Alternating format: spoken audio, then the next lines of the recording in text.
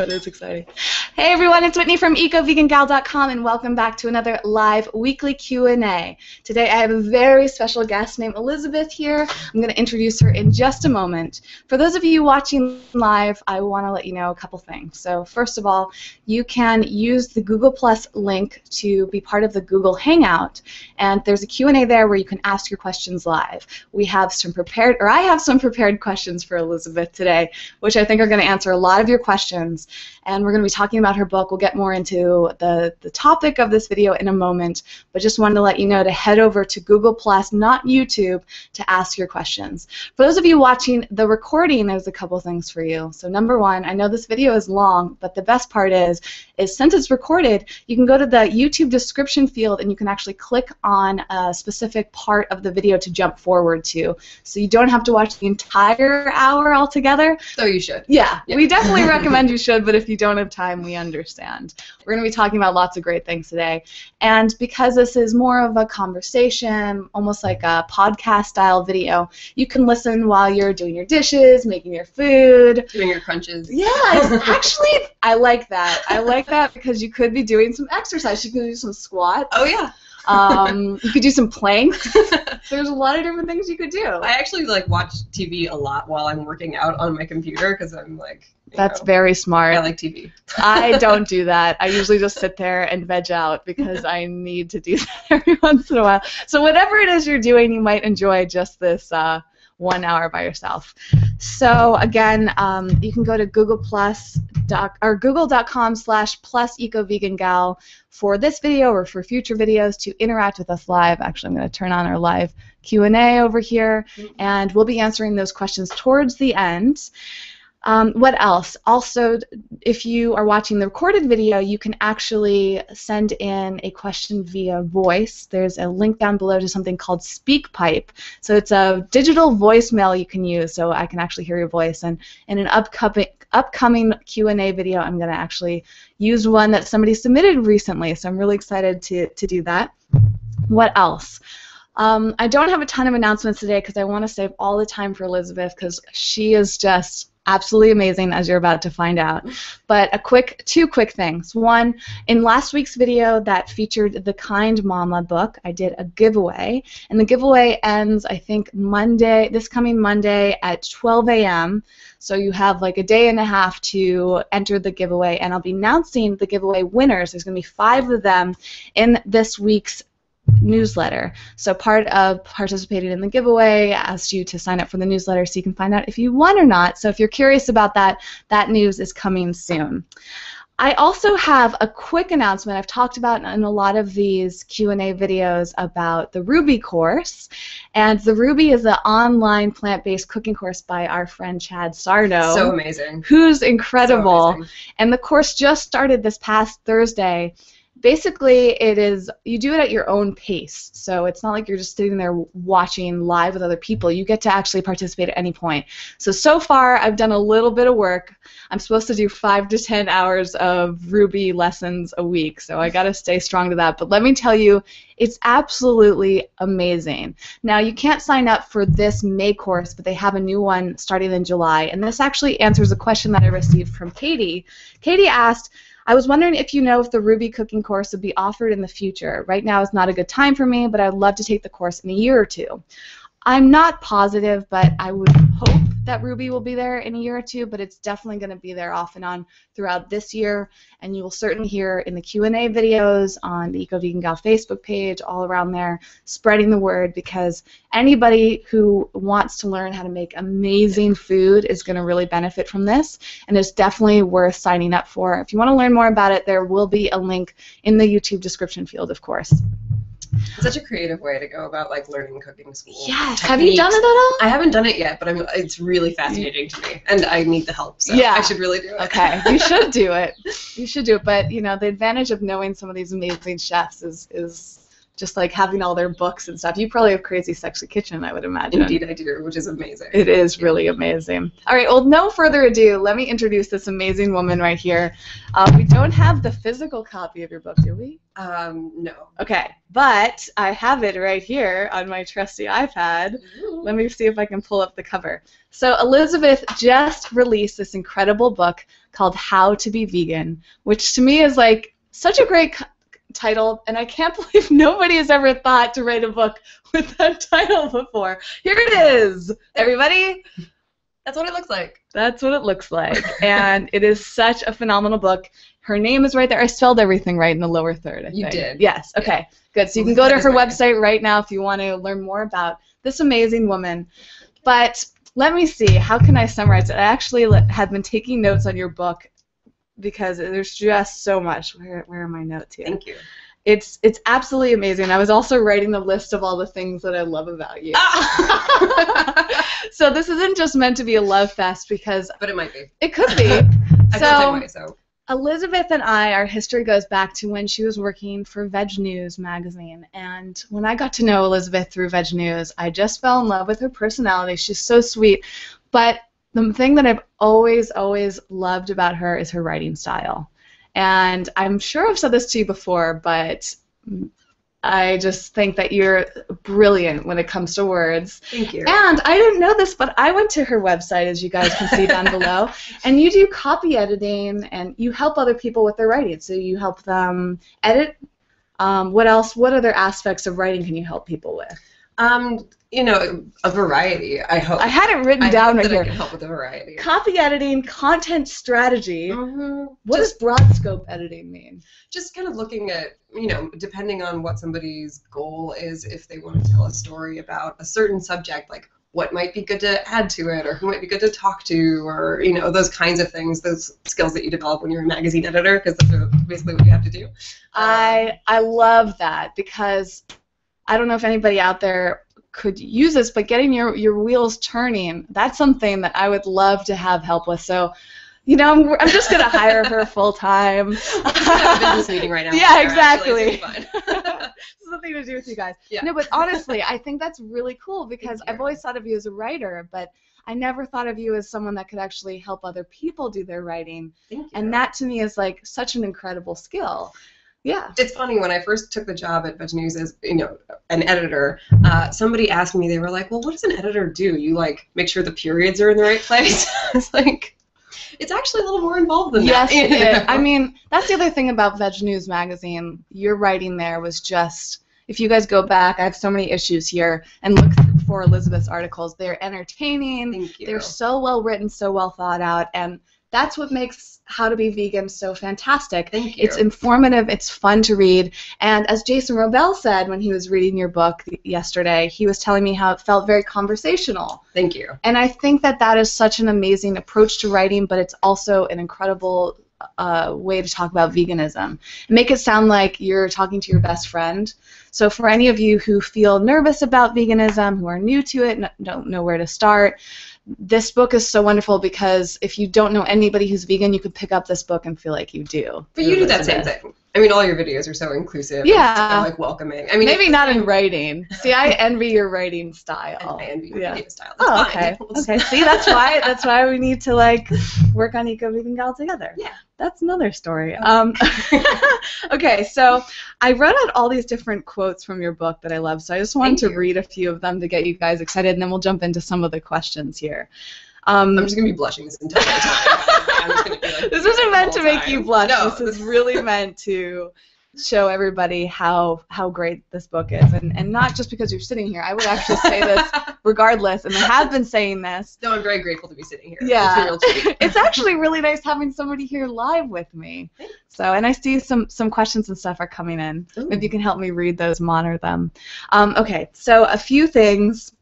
Going vegan is the easiest self-help strategy. To be vegan, you don't have to do anything. You just have to not do one thing. Right. I like that. Thank you. I've never really thought of it in that way. And then also, some of these things are not like in order. But another great line I loved is, plants grow, vegans eat plants, the end. Like, okay. Pretty straightforward. And at that point you were talking about when you're eating animals, that when you eat animals, you're eating an animal that is eating plants. You're kind of like eating plants through another being. You're like a middleman. Yeah, exactly. Whereas veganism is just going straight to the point and getting the nutrients and the food that you need, which I love. Yeah. And that's what you said, why bother with the middleman? And it's interesting, I don't think people really phrase animals as being a middleman, But an unintentional middleman, I should say, because it's not like they signed up for it. Yeah, exactly. I mean, they don't have a choice. And I think that that's part of what goes on with veganism is not making that connection there. Mm. So kind of that's what I like about this book is that it's playful and fun and serious at the same time, because it is a very serious subject, but you make it like lighthearted and easy there. I love this one too. If you're perfectly happy with soy chorizo, why bother killing a living creature for chorizo? So it's another great point. If you like the taste of a vegan food, why would you bother eating the other non-vegan version of it, right? Well, especially when there's so many like amazing vegan products out there these days. It's like it's a smorgasbord all the time. It's ridiculous. And that's another thing that you have in your book is she has these great lists of all of the abundance that is vegan. And there's a great section where she talks about, I bet you didn't know this was vegan, and you're going through the list and like, actually Jason had that reaction too. He was like, Pop-Tarts? Cinnamon Pop-Tarts? Who knew? Not that I would want to eat those, but... They're technically edible and vegan. I don't know that they actually constitute food, but... See, that's what I mean, like technically edible. That is just brilliant. Yes, that's true. The inherent violence of eating animal products becomes less and less palatable when you realize there's no need for it. True. And that's kind of like one of the big messages of this book. Here's another one. Okay, this is fun. Going vegan is a blissfully simple one-step process. Stop buying animal products. That's it. For others, it takes about as long as it will to read to the end of the sentence, which I love too. And she was saying that everyone kind of goes at their different pace. So if you're watching and you're either not vegan yet, or you're new to it, or you're vegetarian, I have a lot of people that are crossing over between vegetarian and vegan. Yeah. You know, some people like me, I went vegetarian overnight. My transition to veganism took a little bit longer, but some people just jump right into it. Yep. They just have to read that animals are being killed and make that realization, and then they're done. And for other people, it takes a little bit of time. Maybe they need to, not just to read to the end of the sentence, but they need to read to the end of the book and maybe a few more other books to get to that point. Yep, totally. But, as she says, merely thinking about trying out veganism, you've already done something great. Being open to that concept is a victory in itself. I think it really is. I would love to hear you expand upon that a little bit, actually. Well, it's just that, you know, I think eating animal products and the way that we treat animals is so institutionalized in the U.S. Like, it's such a normal part of people's everyday lives. And so to think that there's something that you can do that's different is a victory, because it really is, like, so ingrained and so, you know, so normalized that it's really kind of hard to start thinking like, oh, maybe I don't need to eat meat. And, you know, then those questions come up and people are like, am I going to be healthy? Am I going to do this? Am I going to blah, blah, blah? You know, and I think that just taking that first step of having your mind be open enough to think like, well, maybe this thing that everybody else does and I've been taught my entire life and, like, you know, all these authority figures have been, you know, telling me for years and years and years, maybe I don't need to do that. I think that's a major win for people. Absolutely, and that's true on so many different levels. Yeah. I mean, you could say that about your health, you can say that about the environment, and I think it's so true, and not enough people talk about it in that sense. We talk so much about the action steps that you need to take and what you're doing versus what you're not just about simply saying the fact that you even know what veganism is. I mean, perfect example I was going to mention later in this video, but I might as well mention now, is last night I went to a wedding. Yeah. And actually one of the groom getting married used to be vegan, and that's a whole other story about why he's not. So he's very aware of what veganism is. And we went to this party, and you know, there were a few vegans there, and they said that they were going to have vegan food. And they had, of course, the roasted vegetables, which are so typical. And then when it came to dessert, was like, are they going to have vegan dessert here? And they had this whole spread of food, like all these different types.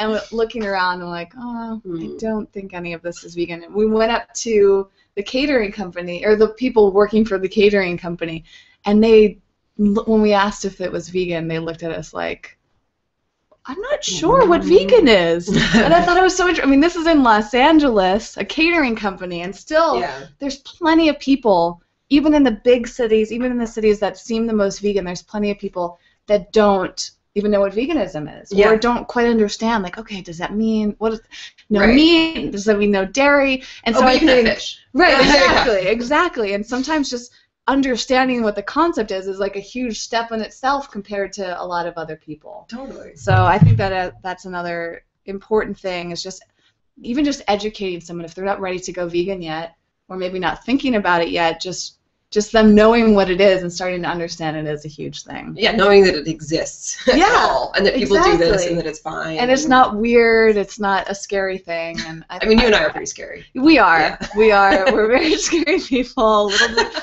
I mean, I'm sure you guys have noticed by now. And now, a nice segue, actually, to another end of the spectrum here. Okay. It is impossible to be 100% vegan.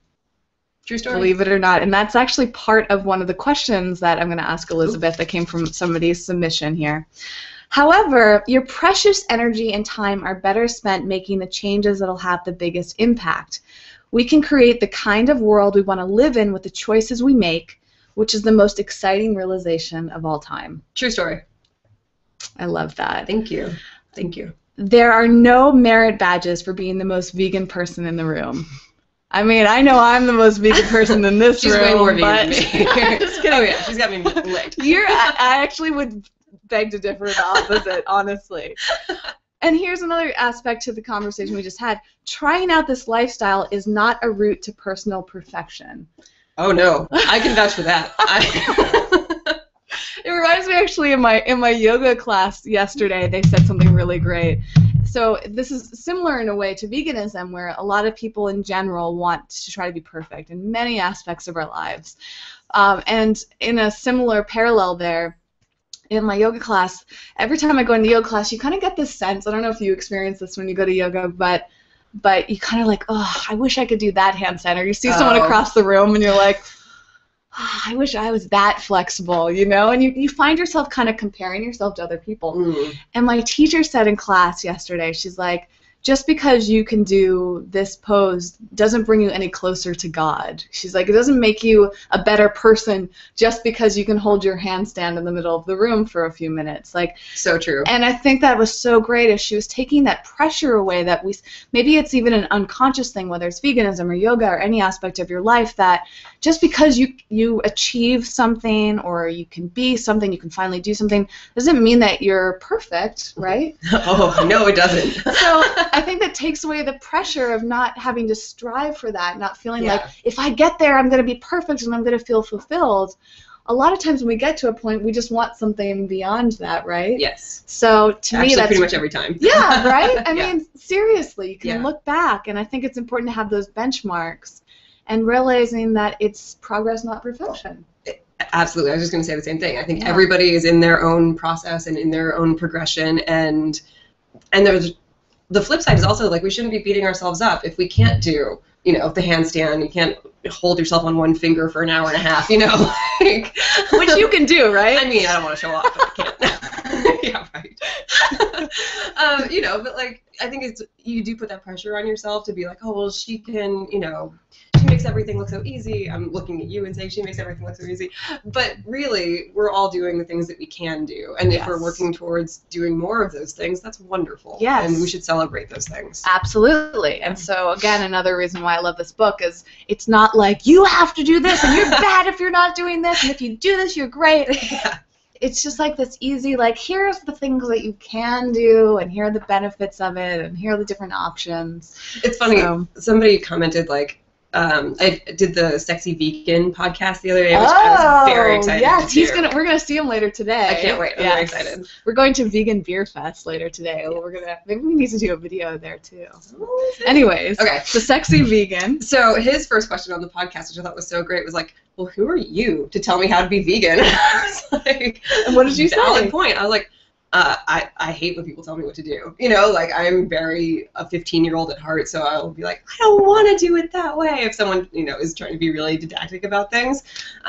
So I told him that, I've been vegan for a really long time now. How long has it been now? It's been like 15 years. It's a pretty solid chunk. Yeah. It's impressive, and she's still very young, as you can see. So 15 years is like, I feel long time. shocked that I'm old enough that I've been able to do anything for 15 years, and then I'm like, no, the math works out. It's there. Yeah, seriously. And then, I was obviously like a professional vegan for a long time. So yeah, that's the thing too. I mean, the knowledge you must have gained of Veg News is really incredible, and I think that's so fantastic, because I don't know how many people, book authors on veganism, could say that, because you've seen a side of veganism and the whole lifestyle that not many people have witnessed. Yeah. She has seen so many different vegan products. Yeah. You've written about so many different topics. You've met so many different people. You have this broad scope, and it's really a gift that you wrote this book, because bringing all that knowledge and funneling it in,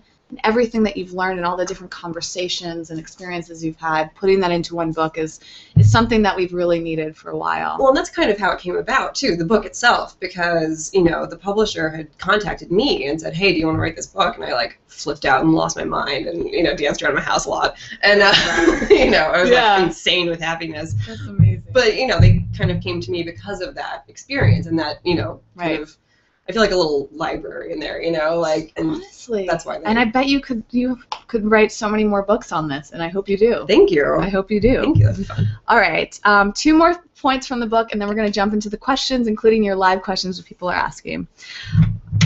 If the idea of a dog going through a slaughterhouse makes you cringe, which it does to me, just me too. My dog is right out there, and I couldn't imagine. So if the idea of a dog going through a slaughterhouse makes you cringe, consider taking other animals out of their costumes. Now, can you explain that concept of an animal being in a costume real quick? Sure. So a couple of paragraphs earlier in the book, I had said, imagine the perfect dog, like the one that you loved the most, who Evie. is part of your life, your beautiful Evie. And imagine her shuffled into one of those hot dog costumes, they make for dogs, which is awesome. The little wiener dog costumes, and obviously that's maybe not her most elegant self. Maybe not. Maybe not the fullest expression of her as a dog. Right. Whatever. Yeah. So it's degrading. Yeah. Yeah. It's a little embarrassing. It's hiding her personality, her true self. Right, and she's not a hot dog, even though that's how you're seeing her at that moment. So that's kind of what we're doing to cows and pigs and chickens and turkeys and all the other animals that we shovel into hot dog costumes, or hot dog casings, to be more literal about it, because we just take away their actual selves and put our perception on top of them, kind of thing. So that's kind of what there's been study after study that shows the rich, profound emotional lives of these animals. So they really have capacities that are very similar to our beloved, familial relationships with our dogs. Yeah. Cats. Or cats. Yeah. Or other animals. Yeah. I'm sorry, I'm a dog person, so I always say dog, but I mean animals. The definition of companion animal for you is dog. Is dog. I'll say that. But it's like, we force them into these little costumes that are just as embarrassing and degrading as the little fluffy hot dog one. Excuse me. That's what your tea is for. Thank you. I'm sorry if I cough or anything gross. I'm a little bit fighting a cold. So she just came down from San Francisco to beautiful LA. You will be healed in no time from the sunshine. The vitamin D is just radiating. I love that, because it is a thing that, growing up, especially as children, this could be a huge conversation, but most of us are we're all introduced to food through being a child, right? And whatever our parents give us and any adults in our lives. And so if we're just raised being given hot dogs, they taste good, we think they're normal, we think they're nutritious, we don't see what's really within them. Exactly. And as kids, it's really frightening. I think Ruby Roth is a friend of yours as well. She wrote this incredible children's series about teaching children what's really behind the mask of their food. Yeah. And I think that that's an incredibly important thing. But as adults, we don't really realize that, we kind of skipped that lesson. Mm-hmm. Yeah. We're not really taught, or most of us aren't taught. The vast majority. Yeah. Some people are fortunately taught that. And most kids are actually really open to that information, which I think is really interesting, and something that we don't think about very much. But that idea of animals being in a costume, I think, is really a neat perspective there. Thank you. The last little point is I love this. Eating your way through the produce section is no small feat. You can consume at least 3 different colors at every meal. At least. At least. And she gives this list of all these different, and you look at this list of, wow, oh my gosh, all these foods in this color and that color, and all these fruits and vegetables I didn't think of. And it's so interesting. People often say, well, the vegan diet is boring. Or it's limited. Yeah. It's so limited. You go to a farmer's market or even just the produce section of most grocery stores, if you were to count the number of different fruits and vegetables just in the produce section, it's amazing. It is. Not to mention all the other vegan foods that are just naturally vegan. Yeah. Throughout the grocery store. I mean, variety is definitely not our problem. No. I imagined actually trying to go and eat everything in a produce section, and I got overwhelmed. I was like, no, I'm just gonna get broccoli. That should be the subject of your next book. The next book. Yeah. In the next project. Just describing what to do with all. Actually, that'd be really interesting. That'd be a fun project because there's so many. I mean, and then you go to different markets, and you get and especially in San Francisco, we get the beautiful Asian vegetables at the Asian markets, and the farmers market is just a street that takes years to walk all the way down, and it's amazing. It is overwhelming, but it's a good overwhelm because then you think, well, next week when I come shopping, I'll just get something different. Totally. Yeah, so it's not a problem. I mean there's so many myths, but we are going to jump right into some of the questions. Okay. And I want to remind anyone watching live that you can ask live questions here on Google+. We see a few coming in right now, which is really cool. I've got some great topics. So the questions I'm going to be asking you today were pulled from a form that you can fill out. There'll be a link. There's 2 different forms I've had over the years. One I've had for a few years. It's the main Ask Eco Vegan Gal Anything form, and I'm pulling old questions from there. And I have a new form specifically for the weekly Q&A, which will be linked down below, and you can ask your questions if you're watching this recorded or you think of a question later on. I want to make sure that we cover some topics, and I think the topics we're going to cover today are really great ones and a lot of people have to ask. Okay. So as usual, with the weekly Q&As, I break them into 5 different sections based on ecovegangal.com. And the first section we're going to start with is the Eat section. And this section is all about food. My favorite. Yes. So this should be good. And I think this is a really great topic. Okay. So 3 people have asked, and I also just saw, I think this is, yes, Mickey has asked this multiple times. And Mickey is watching right now. Hi, watching Mickey. Live. So Mickey, you are on our questions to ask today. So let me phrase it 3 different ways and then we'll go through. So Mickey asked, what is your opinion on palm oil? Username Sigma Love and Mine asked, I've been wary of palm oil. What vegan butter and other related products do you recommend versus those that contain palm oil? And username Catherine973 said, I saw a recipe that calls for heart of palm. Is this a product related at all to the palm oil issue? Because I do not want to support the industry if this is the case. Now, this could be a huge topic, so one thing I'm going to do is link down below at the end of this recording to an article I wrote that was actually largely based off of one I read on Veg News. So that inspired me to kind of pull a lot of information that I was gathering together. So the palm oil issue is something that we'll just summarize briefly here. So first, I would just love to hear, what is your opinion on palm oil? So I was just going to bring Did you write that article? No, the wonderful and phenomenal writer Mark Hawthorne wrote that article. He's a genius. Go check out his book, Bleeding Hearts is his latest one. He's one of my favorite writers. He has done so much amazing work and really gets into the issues, because there are bigger questions like this, like palm oil, and that, okay, yes, it's a technically vegan product, so that's something you can just sort of...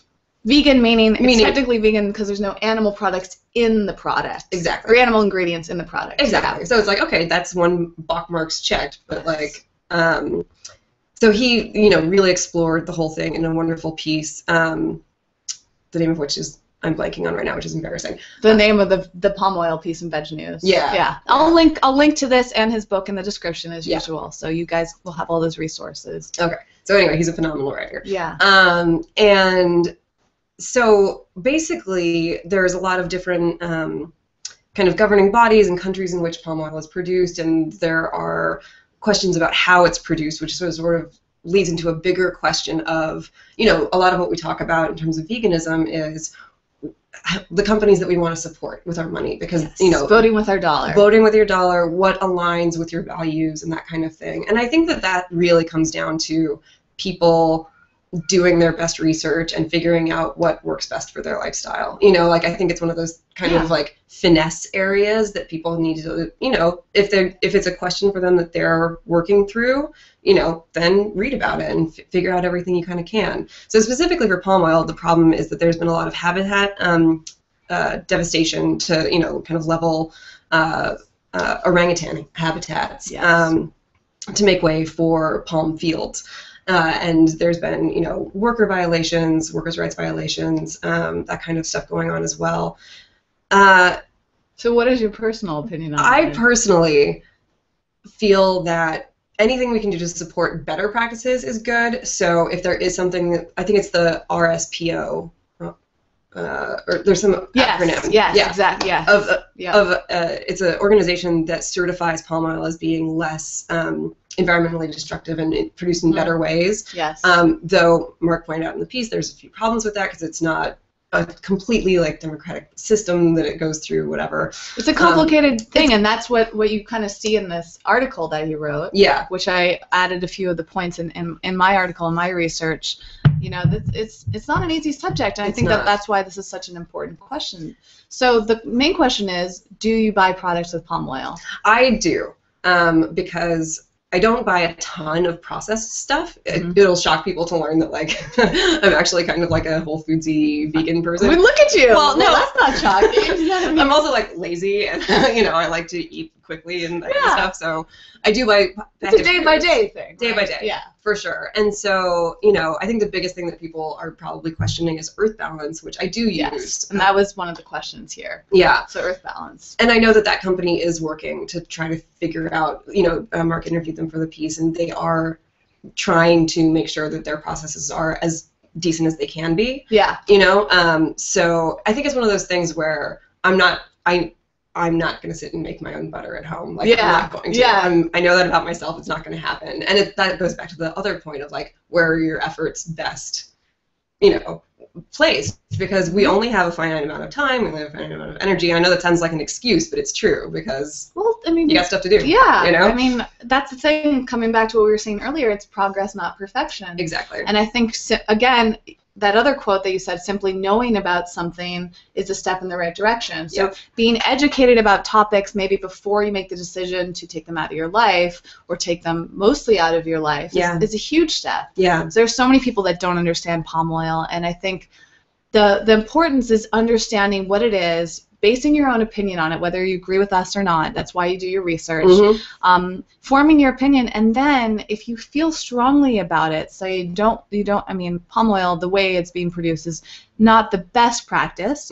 Start talking to the companies. Yeah, that's a great point. My biggest thing is a lot of people say, I'm going to boycott this or that, and sometimes that's appropriate. However, if you're going to boycott a company, you should let them know in a direct and calm way why. Yeah. Not an angry way, not a vengeful way, but this is why I'm not using your products. You can sign petitions, you can write letters, you can make phone calls, send emails, social media. Do it nicely so they respond to you, because nobody wants to hear from somebody being a jerk, right? Yeah. But if you say it nicely, like, hey, I'm not going to buy any of your products because of palm oil. Maybe you can write a blog post. This is the reason why I'm not using palm oil anymore, or link to something. And the companies will start to listen to you eventually.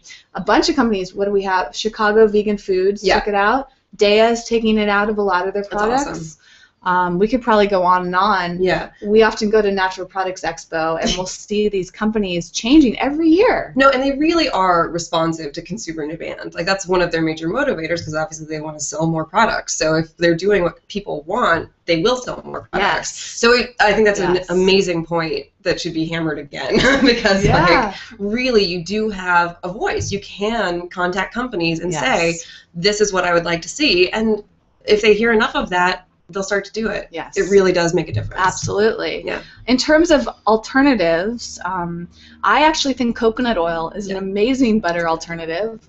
When it's in its solid form, if it's not hot out like it is right now. My coconut oil is completely liquid right now. Yeah. And that's the cool thing about coconut oils. It melts really easily, so you could spread it on hot things just like butter. I love it. Yeah. And it's completely, I mean, there's nothing else in it. It's just coconut oil. Mm. And that's, you know, coconuts are very different, coconut trees are different from palm trees as well. Just to answer real quick, the heart of palm. I think the heart of palm does come from a palm tree. It does, but Is it the same type? I don't know. I can't say one way I or feel another. like that's the thing. I tried to research this and I didn't find a quick answer.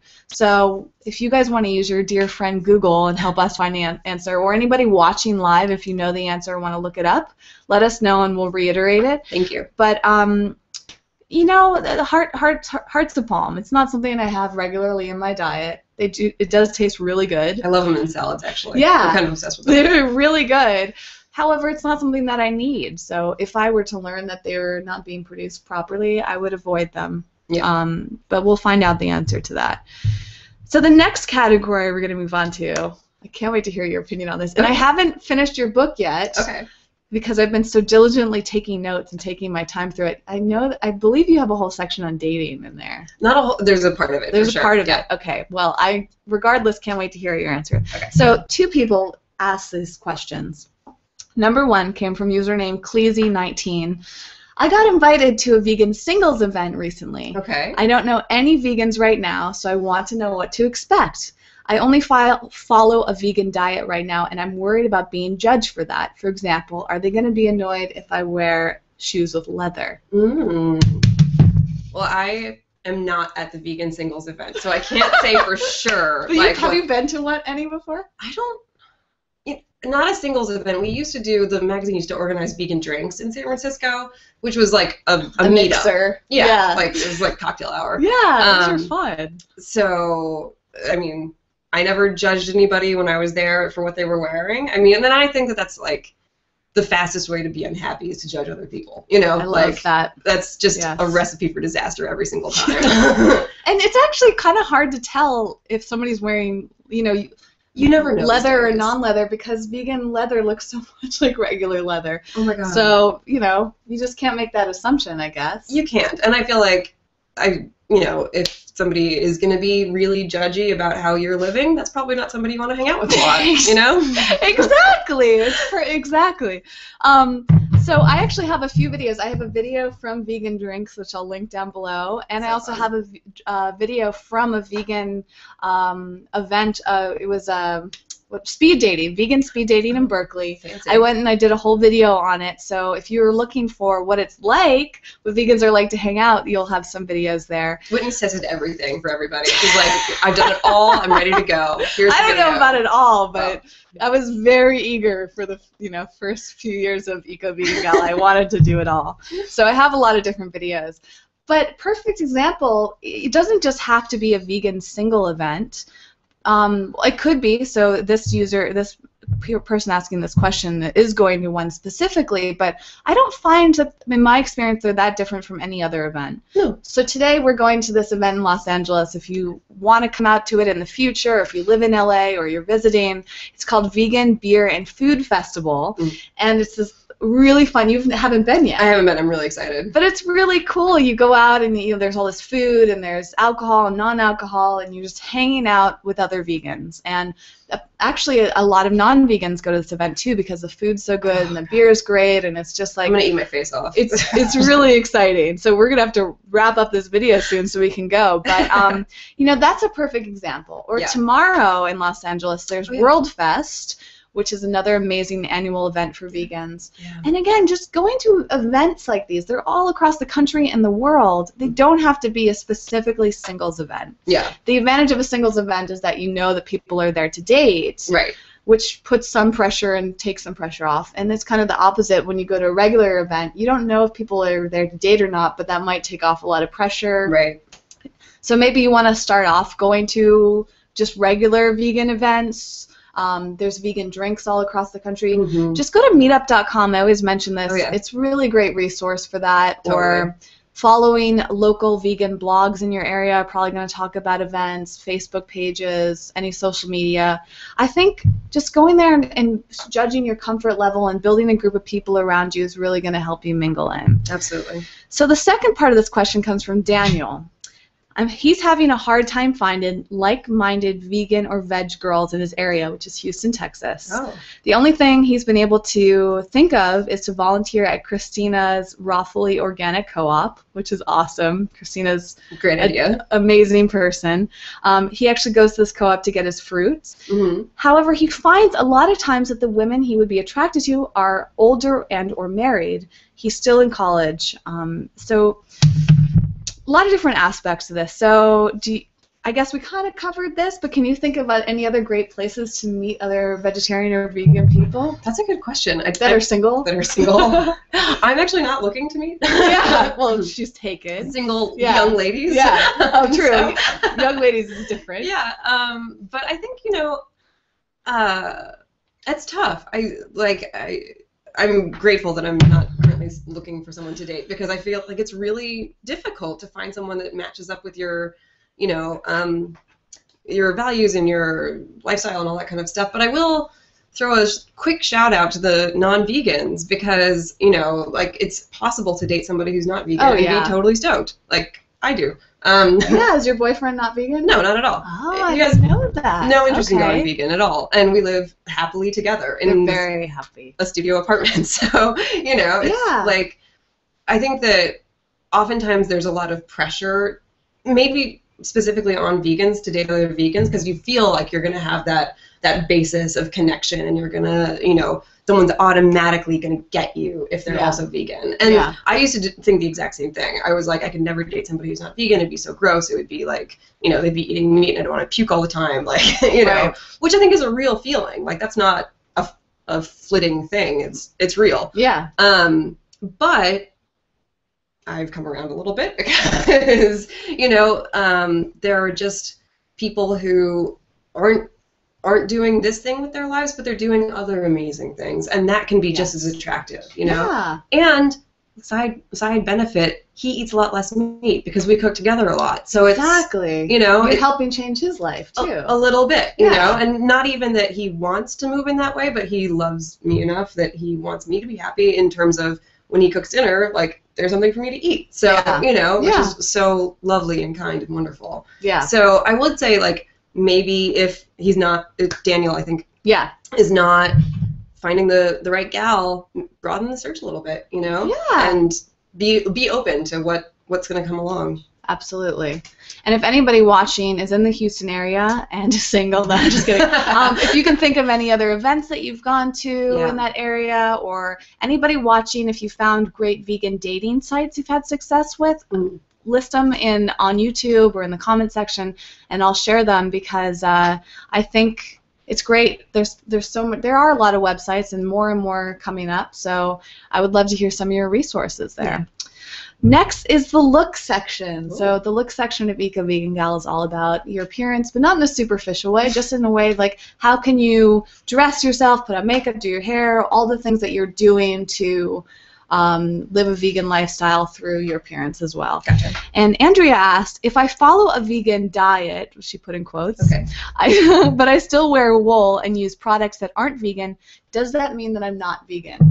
That's a good question. I think a lot of people really wrestle with that, like, how vegan am I kind of thing. Yes. And I think it goes back to our earlier, conversation about there's no really wrong way to be a vegan, like, I think that most vegans would probably say, like, you might want to consider cutting down on your leather and your wool and that kind of stuff. But if someone, I don't know, I'm very loose with my labeling. So, like, if somebody eats a vegan diet and that's how they identify themselves, and they're kind of in the process of maybe switching out their non-leather or non-vegan items, like, okay, that's fine with me. I think she's still a vegan. So when you say that, can you elaborate more on what you mean by, like, loose with your labels? Like, what is your perspective on that? No, I mean, like, so I think almost every vegan person I know has, like, a pair of leather shoes or a wool sweater that they got before they were vegan, or got at a thrift store after they were vegan that they didn't, pay the initial price for, or something like that. There are those little kind of fine-tune areas of veganism, and again, it goes back to not judging about it, like, if you're going to sit down to have a steak once a week, probably you're not really you shouldn't go around saying, "Hi, I'm vegan, ask me about it." You know, Yeah, like, yeah. maybe that's where the line is drawn or something. But I think that there are these littler questions that you just kind of have to deal with, you know? Like, I'm sure that there's something in my house right now that's not vegan. You know, like, I'm sure that I own. It's not even my boyfriend. You know, that's a good point. Like, these things come into our lives, and I think it would probably drive us all insane to try to do that 100% vegan all the time thing, because it is literally impossible. You know, like, it's just going to happen. Yeah. And such is life. Yeah. Do what you can. I like that. I like that relaxed point of view. And actually, there's another question coming up that I think we can elaborate on that. So 2 more questions, and then we're going to jump into live questions, and we got to go to this festival. Yeah, we got a date. So the next section is the feel section. So this is all about your mind, so how you're feeling emotionally. This is also about holistic healthcare, so I guess this is more than your mind, your whole body. And it's also about inspirational things. This question comes from someone that wanted to remain anonymous. Okay. But it is a woman, and she said, I had been doing really well with cooking /prepping / choosing vegan only, but last night went to a restaurant and ended up having some dairy-type items. Okay. Now I feel confused, and I'm wondering what is right for me, vegan. Am I vegan or not? My heart and mind says vegan, but my actions sometimes don't. Do you have any suggestions for this back and forth pull? That's tough. That's tough. I feel like it's a personal question that she's asking. You know, I think one of the wonderful things about being vegan for me is that I feel very good about the things that I choose. You know, like I know that I don't want to support factory farming, and I don't want to have to wonder if humane meat is really a thing, which I don't think it is. Which, by the way, I don't think it is. Yeah. But you know, those like for me, veganism provides like a baseline from which I feel really good about my purchases, even if I do struggle with some of the more minutia. Mm-hmm. But so I think if your heart and your mind are saying you want to be vegan, you probably do, you know? And like, again, if you go out to dinner and you have something that's dairy, maybe next time don't, and see if that goes better, you know, as if you emotionally feel better after not having it and making the conscious choice not to have it, kind of thing. Yes. I feel like I'm like giving everyone like free reign to go out and like eat dairy and steak all the time, but that's not what I mean. I mean, like, really try to do the things that feel the best in terms of how you want to live. Because like you quoted at the beginning, which thank you for quoting that part, I love that part, is like we can create the world that we want. Yes. You know, we really can, and we can live in a way that really reflects who you are. And I think that and actually the third question is along the same lines too, and I'm really glad we're discussing this, because so many people, I believe, have this perception that vegan's strict. And I get this question a lot, well, I'm not entirely vegan. Like, am I going to be judged if I wear leather shoes? Am I going to be judged if I wear wool? Does that make me not vegan? And the truth is, actually this came up through the Jennifer Lopez thing. So we can talk about that too. Sure. And my reaction, well, basically, as I talked about in this video I did on my other YouTube channel, which I'll link down below, I was really excited when I heard that Jennifer Lopez was calling herself vegan. Mm-hmm. Now, granted, based on what she's saying, from what I understand, she's really just eating a plant-based diet. But she did use the word vegan many times. Yeah. And people are published calling her vegan. And so when I posted this news, one of the biggest reactions from the online community was, she's not vegan, she's still wearing fur. Mm-hmm. And there was so much anger and a lot of hateful words and a lot of judgment going on. And my response to that was just, I was really shocked and set back. And it made me realize that the vegan diet, and a lot of vegans tend to want to be really strict about it. They want to be perfect. This is like the theme of our video, I guess here. And maybe it's one of the underlying themes of your book, is that there is no such thing as a perfect vegan. Yeah. There's no pressure to be perfect. There's no pressure to do it every single way. Yeah. You could choose to, if you would like to strive for perfection, if you want to strive to be 100% vegan, by all means go for it. But I think removing that pressure and letting people know that it's not necessary to be strict, it's not necessary to have to worry that much about it. Because as a lot of health experts will say, stress is just as bad on your body not good for you. as eating bad food. So if you're vegan for health reasons, for example, but stressed out, oh my God, did I eat this dairy? And like you're worrying about it for weeks. Yeah. You can't sleep because you had dairy. Like, you know, that's going to ruin your health. Stress literally can impact damage your health on such a deep level. Yeah. And so it doesn't serve you emotionally, it doesn't serve you physically to be stressed, to be worried.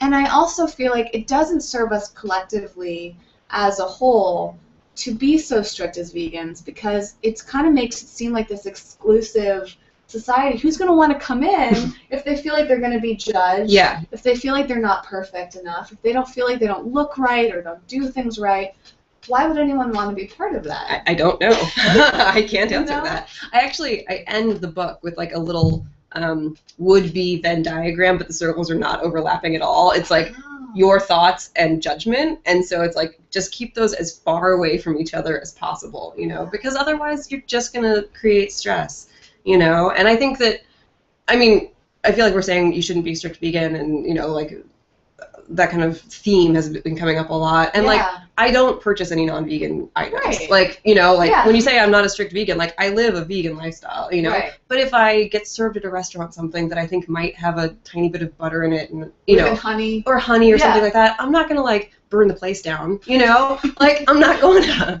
you know. Yeah. And I feel like if Jennifer Lopez is saying, hey, I'm vegan and I'm trying this out, I want to support her in trying it out, you know. I want her to think like, oh, this is something that I could do and that I could make, especially for a celebrity where they have to be so careful about the things that they make public. Oh, yeah. You know, I mean, that is a huge, real question for people in that position. And I'm grateful that she's using that word and trying. Yeah. You know, who's gonna crap on somebody for trying, you know?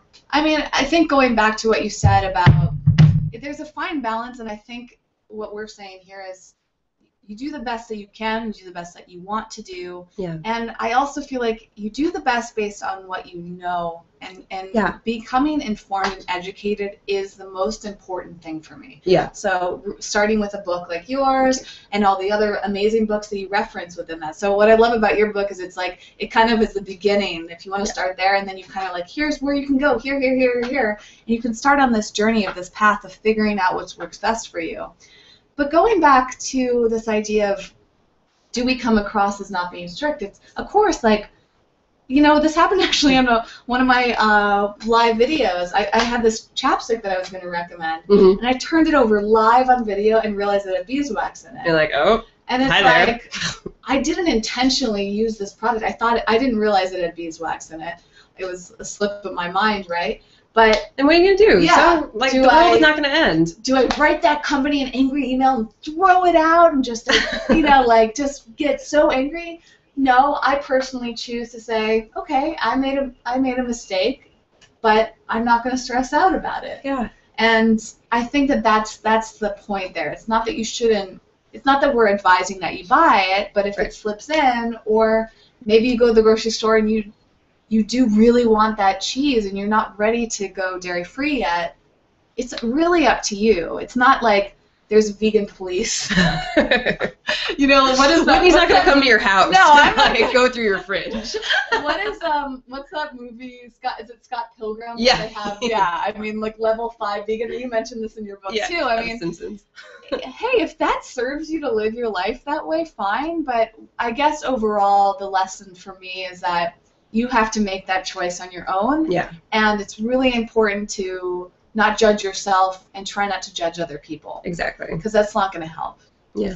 Just do the best you can and research it. And going back, one point that I did want to make, because a lot of people have brought this up, is what do you think about Jennifer Lopez calling herself vegan when she might just be eating a plant-based diet? She's not technically a vegan, because she's maybe still using fur and maybe still wearing leather, or, you know, things like that.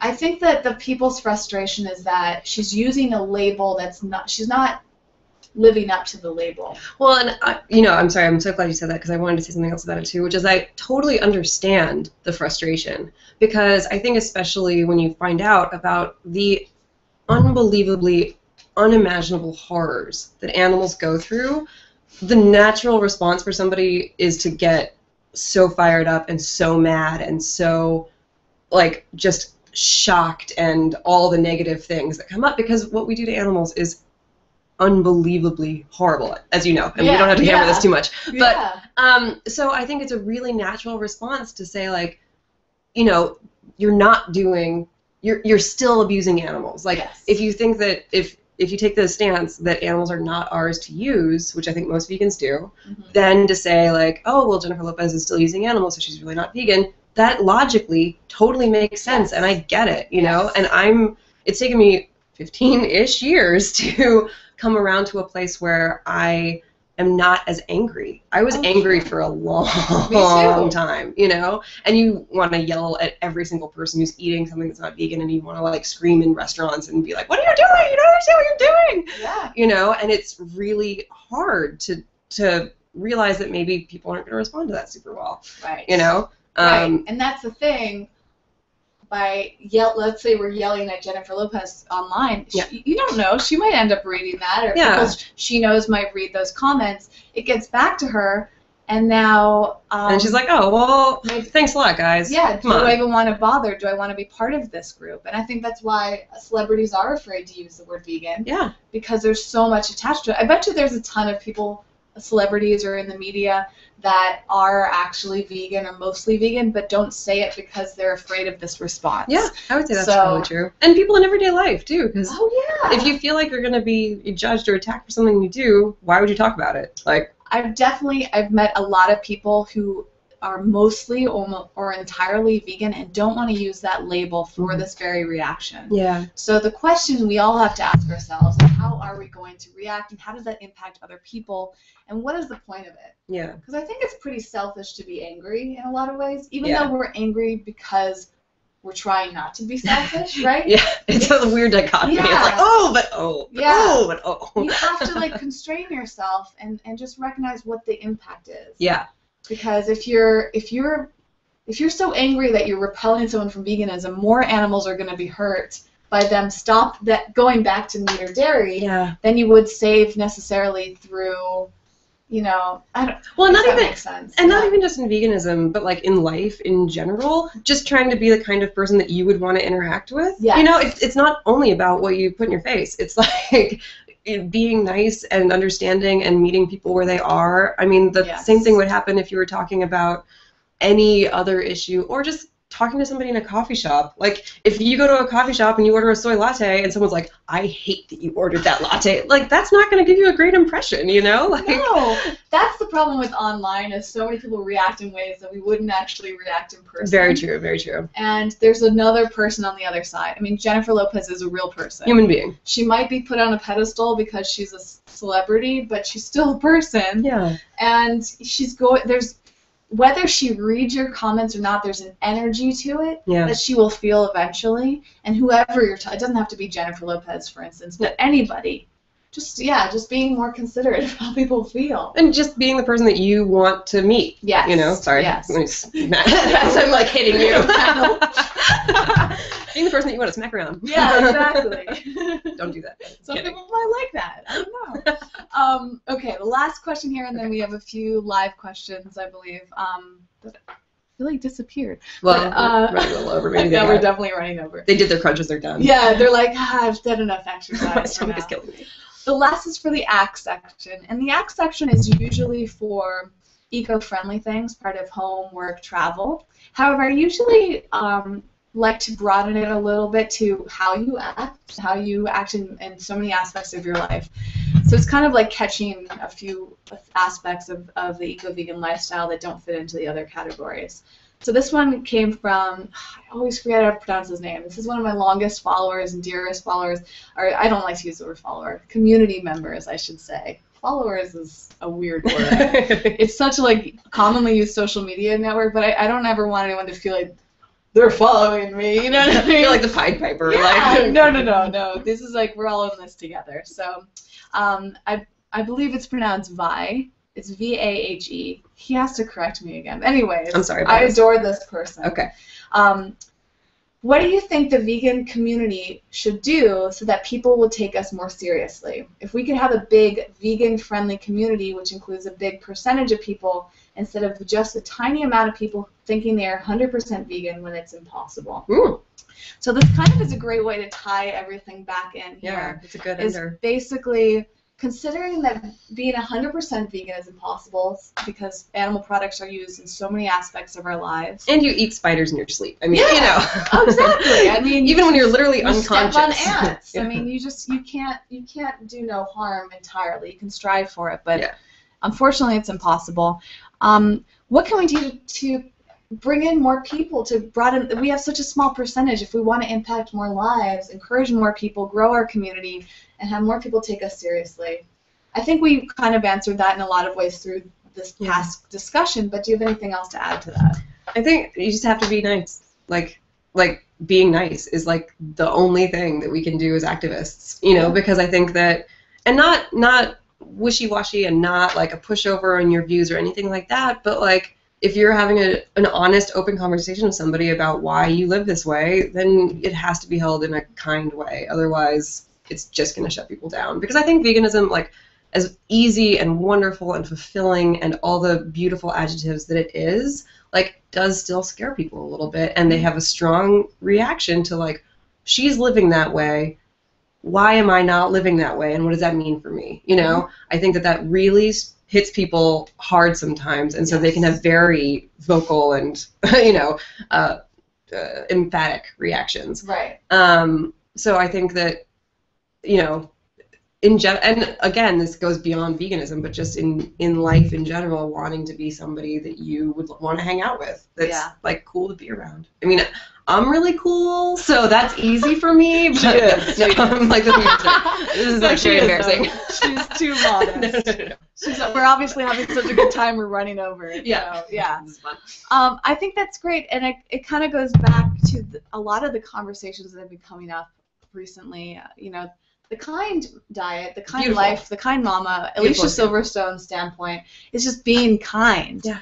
I think the core of why people go vegan is because they want to be kind. They want to be kind to their body. They want to be kind to animals. They want to be kind to the earth. Yep. And we have to be kind in our words and our actions in a grand scheme. Yeah. Because that makes us feel good as individuals, and it makes other people feel good and want to be around us. Absolutely. So it's kind of like, come on, everyone, join the vegan world. Like, we have ice cream. Yeah, come to Vegan Beer Fest, and that's actually a perfect example. Which we're literally going to right now. Yeah, we're about to leave for Vegan Beer and Food Fest, because it's such a neat event. Because people are like, ooh, this looks fun. It's out in the public, and people come to this event. They flock to it because the food's good. There's music. There's fun people hanging out. There's beer. Like, it's welcoming, and it's kind of a nice metaphor for like the idea of veganism being welcoming and open and loving and kind. Yeah. You know, we can put our anger aside to just invite more people in. Yeah. And we'll probably feel less angry if we can all just have like a kind conversation. Oh, I'm sorry. We gotta go hang out in the sun and eat food and have friends. All right, fine. That sounds horrible. God. Right. I guess I can do that. But if we got to that event and the first few people we met were really mean to us, right? And they were yelling at us, and they're looking at our shoes and asking, you know, like if they were judging us verbally and doing things that made us feel uncomfortable, we'd probably leave, right? Might not come back. Yeah. So think about that in the grand scheme of things, and I think the best thing we can do is be more compassionate to other people. Absolutely. And that's what's going to help bring some more people in. I hope so. All right. Well, we are running over, and we do need to get going, but we're going to jump to a few questions. And I want to remind you, if you don't get your question to ask, please copy and paste it into the submission form, which is going to be linked when this video is up and recorded. And there's so many questions. I will get to them eventually. I'm no intention on stopping these videos. And maybe we can have Elizabeth back virtually. That'd be so fun. if you have more questions for her. I love that. So I'm going to answer a few of these later on. Maybe you know the answer to this one.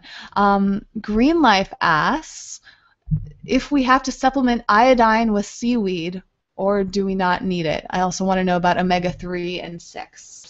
I talked about omega-3 in a previous video, which I'll link, but maybe you can just jump in. Because you've tried everything. Yeah. A lot of people ask these questions, including myself. Yeah. And you actually talk about this book in supplements. So I do. Real quickly, iodine, omega-3, and omega-6. Okay. What are your opinions? Or what is your knowledge around that? My knowledge around that is actually a little bit limited, and I'll admit that right away because I'm not a nutritionist. I don't have a nutrition degree. Like, this is not my field of study. So go to a professional. Like, if you're questioning what your levels are, go to your doctor and get them checked. And that way you can know exactly what you need to be eating, because there's no, I mean, you can judge how you feel and that kind of stuff, but if you're having a serious medical question, like, go to a medical professional. I'll just say that. But one that's also knowledgeable about nutrition and veganism. Yes. Because not all doctors have the right amount of knowledge there. This is very true. But your blood won't lie to you. Right. Your blood test, your blood test won't lie. But in terms of, like, a doctor's advice, I think having a wide range of opinions, and luckily we have amazing vegan doctors that have written books. Yes. They're available for online or phone consultations around the world. They have websites. There's a lot of resources. There's a ton of resources, and especially the book Becoming Vegan is an amazing resource. I love that book. That book, I have that book. It's like the Bible. It's like the go-to for just, you know, getting started in the nutrition sense and making sure that you get all the things you want. You mean this book? There it is. Of course, she has a perfect library. I wish. My library could not be big enough. Like, there's just, I love getting new books like yours. Thank you. So iodine, so it's basically getting your blood levels tested. But as you said in your book, the main supplement that we need as vegans is B12. Yep. And this topic has been, I'll link more below for all of you, and I have people like Juliana Hever, who's a registered dietitian, amazing. But I think that most foods can come from the vegan diet. Absolutely. And having a varied diet, as you talk about in the very beginning of her book, is all about how to just have enough amounts of different foods where you can get those foods from it. Yeah, mix it up. But you still need to have your blood tested, because even you might think that you're getting enough of something, but you don't know for sure until your blood's tested. And it's just better to know. I mean, when's the last time you had your blood tested? It's been a while. It's actually been a couple of years. I should probably get back. But how was it? Fine. Totally fine. Yeah, mine too. Like, I was actually I was like nervous when I got my blood tested like 2 years ago. Because you always think there's going to be like some crazy thing that you're like deficient in, but you're not, and then everything's fine. Yeah, it was very exciting and relieving. So if some of you haven't had your blood test done, go do it. It can be a little on the pricey side, especially if you don't have insurance, but I don't know, it's like $100, maybe $150 at most. If you have insurance, it's usually covered. But actually, on blood tests, you do need to get specific. So tell them that you want to know your B12 levels, maybe your iodine, your omega-3s. Like, maybe you want to do some research about things that you're worried about, because not all blood tests cover everything. That's a very good point. So you do have to get specific, but it's worth it. And start saving up.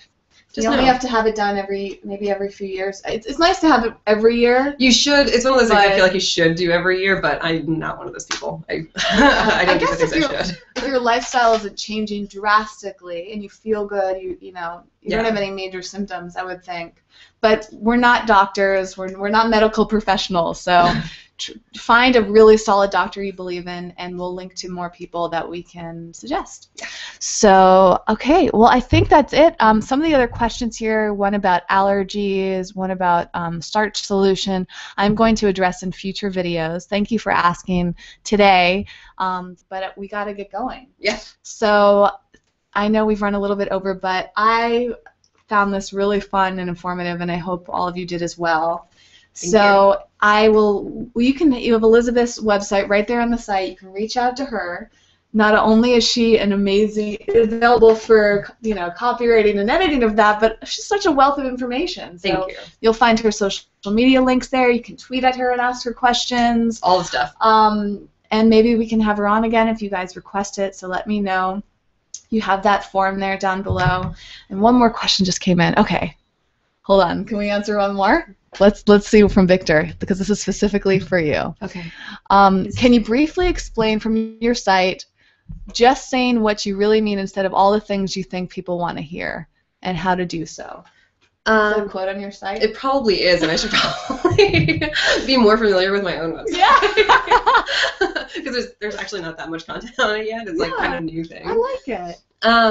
I think that it's, and I think that I talk about this in the editing section of my site. I think oftentimes it's hard to identify what, and this is not necessarily a vegan question or whatever, but like in life in general, identify what you want to say, because it can take a long time to figure out what you want to say, whether it's in a conversation about, you know, asking for a raise, or a conversation about why you live a vegan lifestyle, or a conversation about how your mom annoys you sometimes. My mom never annoys me. That was just an example. Never.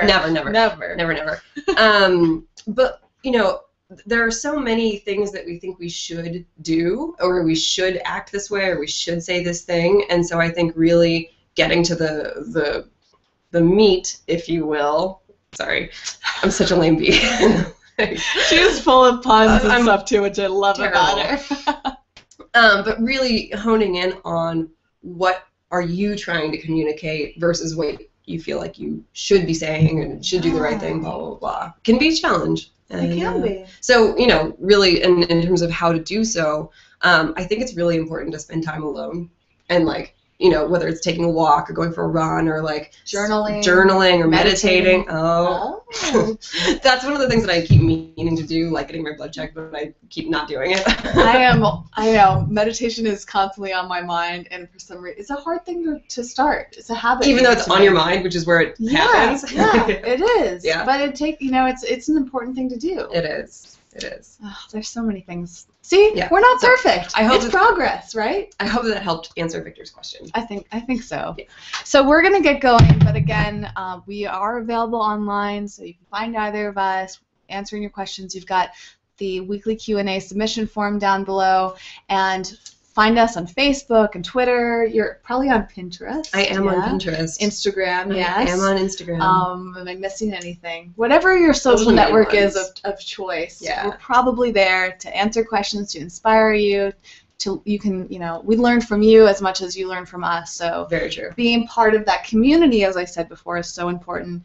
We're available via email, and you know, just stay in touch with all of that. If you like this video, leave a comment about what you thought. Give it a thumbs up. If you want to see more videos like this and know when the next Q&A is happening, I announce it on Google+, Facebook, and of course subscribe to this YouTube channel. You don't have a YouTube channel, do you? I do not have a YouTube channel. This is like my first foray into videos. Like, I'm not a video. How do you guys think you did?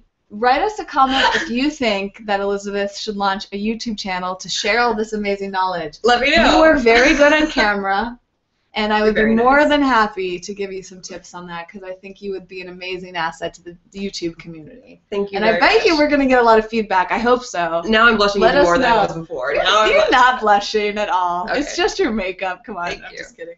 All right, we're going to get going. Thank you guys so much for watching. I can't wait to read your feedback and your questions. I'll see you next Saturday. And just real quick, I'm trying to bring on more amazing people like Elizabeth, so stay tuned. Let me know what types of people you want to see.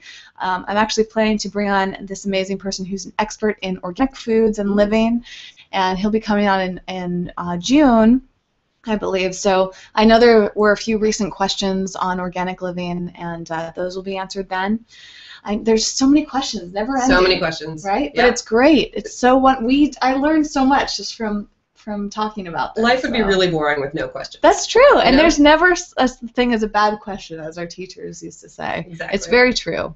All right, thank you so much for watching. We'll see you soon. Thank you. And can't wait to hear from you.